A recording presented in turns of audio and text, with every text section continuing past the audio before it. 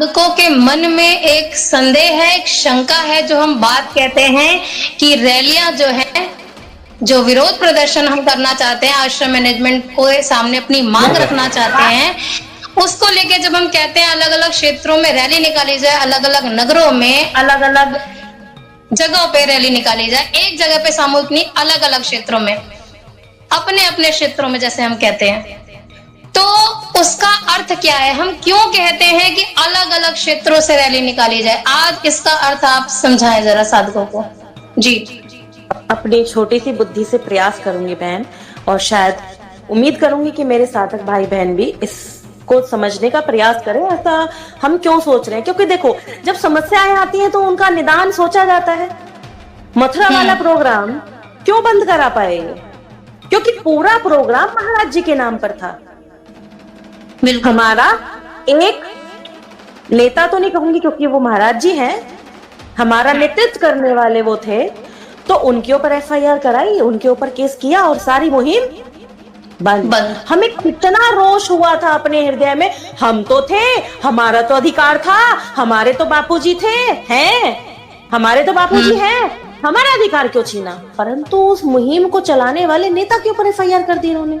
मतलब जो उस मुहिम को चलाने वाला अगवा था, जो आगे चल रहे थे। परंतु अगर अलग अलग शहर में अलग अलग स्थान पे अगर आवाज उठनी शुरू हुई, पहली बात तो कोई बड़ा चेहरा नहीं होगा, कोई नेता नहीं होगा जी बहन, कोई नेता नहीं होगा तो किस पे एफआईआर कराएंगे?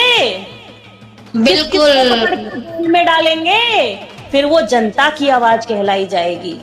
मथुरा में एक प्रोग्राम होता तो एक खबर छपती, बड़ी खबर होती। महाराज जी के प्रोग्राम तो अगर वो हो जाता तो इनका क्या ही हाल होता, वो तो एक अलग ही बात है। परंतु रोक कैसे पाए? क्योंकि उसको करने वाला एक था।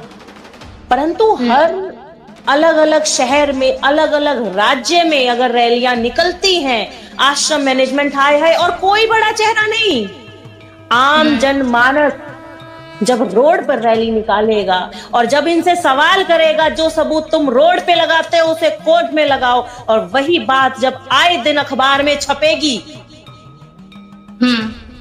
तो इनकी रातों की नींद हराम हो जाएगी। और ये किस पे एफआईआर करेंगे? पूरे भारत में एफआईआर करेंगे। इतने ताकतवर हो गए, इतने ताकतवर तो अंग्रेज भी नहीं थे। इससे मैं यहाँ दो बात समझ पाई हूँ, जहां तक मुझे समझ आ रहा है, और आप लोग भी अगर सहमत हैं तो आप लोग भी कमेंट बॉक्स में बताइए। मुझे दो बातें समझ में आई कि जैसे एक व्यक्ति होता है, एक मुखिया बनाया जाता है, तो ये लोग उस एक व्यक्ति को टारगेट करके पूरी की पूरी मुहिम को समाप्त कर देते हैं कि एक मेन चेहरा हटा और पूरी की पूरी मुहिम खत्म।